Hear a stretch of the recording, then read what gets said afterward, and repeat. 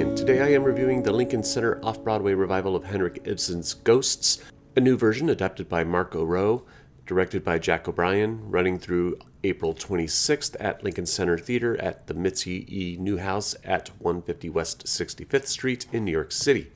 Don't let your past haunt you by not being a patron over on my Patreon page.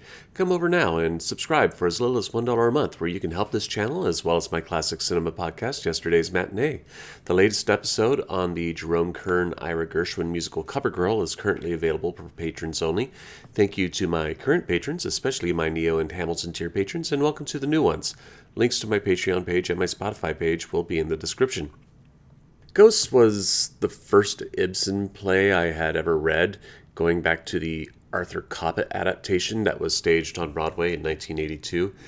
Granted, I was only 5 at the time that happened. I didn't read it until around the turn of the millennium.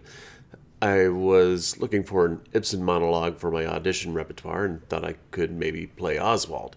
Anyway, I had wanted to see a production of the play ever since, and about 25 years later, it has happened with this new adaptation by Mark O'Rourke. Everyone's going to have a different opinion on new adaptations. That's fine. You're welcome to have them. Personally, I like what O'Rourke did here. Ibsen is a timeless playwright, but O'Rourke was able to amplify the more poignant themes of the play, in my opinion, and director Jack O'Brien brought those themes forward in his direction. Set on an island off the coast of Norway, Ghosts is a family drama following Helena Alving, played by Rabe. It's the late 19th century. Her husband has died, and she is erecting an orphanage in his honor. Along with her is Pastor Manders, played by Billy Crudup, who is assisting with the business planning for the orphanage. This is a small community, and Manders has his fingers dipped in a lot of different things. He is also holding a long-burning torch for Helena, which doesn't play too prominently, but it's in the subtle performance of things, which I think Crudup gets right. One of the few things I think Crudup gets right in his portrayal of Manders, but more on that later. Living with her is her son Oswald, played by Levon Hawke, a painter who has returned home after a prolonged absence and is suffering from severe headaches, which is caused by syphilis. This adaptation doesn't call it out by name, if I remember correctly, but it's syphilis. Also there is Helena's maid, Regina, played by Beatty. The final character is Engstrand, a carpenter who is the father of Regina, played by Hamish Linklater. Engstrand has a long history of addiction and negligence towards Regina, but proclaims a repentance and reformation to her with the hopes that she'll return home to him.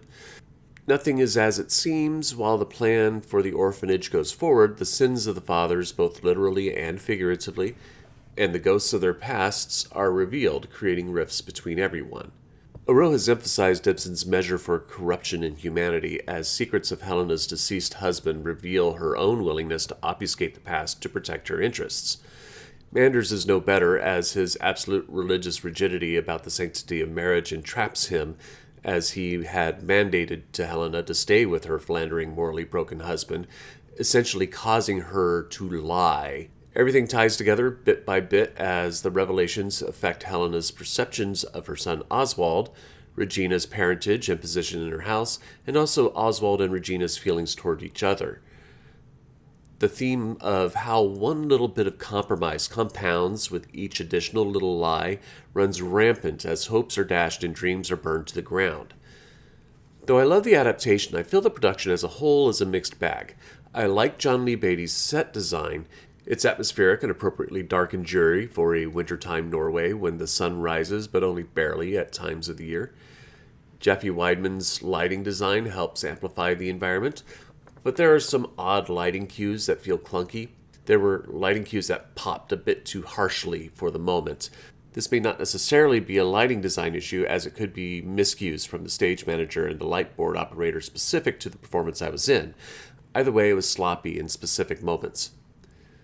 Rabe is great as Helena. The amount of control she has over her character as her world collapses around her is amazing to watch. Beatty is also fantastic as she gives Regina a sensitive, loving yet naive quality, especially with her affections towards Oswald and respect toward Helena, but instills a bitter backbone in dealing with her estranged father, Engstrand. It shows that little bit of strength that she has deep down that becomes important in her development later. Linklater is also excellent as Engstrand, balancing the brokenness of a man who has lost everything with the eternal hope of an addict who thinks there can still be a future for himself beyond his failures. Billy Crudup and Levon Hawke, though, are the weak points in the play. Crudup's Pastor Manders is too whiny for me and lacks the confidence of his faith, no matter how misguided and erroneous that faith may be. It would make his more duplicitous and sometimes lecherous nature feel more dangerous for Helena.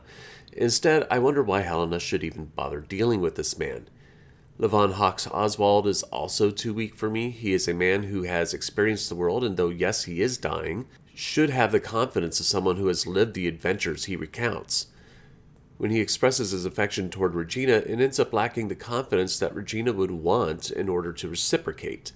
Then, in the play's finale between him and Helena, I was getting nothing with any emotional depth from him, and that Rabe was doing all the heavy lifting to make the scene tolerable. It's supposed to be a heart-wrenching scene, and Rowe has adapted Ibsen's words beautifully, but I felt nothing from the performance. This production of Ghosts could have been so much more. We have what I think is an excellent new adaptation, and under the direction of Jack O'Brien, we have a great performance from Rabe, back with two excellent performances by Beatty and Hamish Linklater, but Crudup and Hawke's performances bring the quality down. This could have been so much better, and I hope a quality regional theater will pick up this adaptation and give us the production the show deserves. But I'm only one man's opinion, so be sure to leave yours in the comments below. If you'd like to see Ghosts, I'll leave a link in the description where you can get tickets. Also in the description will be links to my Patreon and Spotify pages, as well as handles to my social media where you can support my work. You can also support me by liking and sharing this video, subscribing to the channel, and clicking the notification bell to be alerted to future reviews. My next review will be Yale Repertory Theater's production of The Inspector. Thank you for watching, and I will see you at the theater.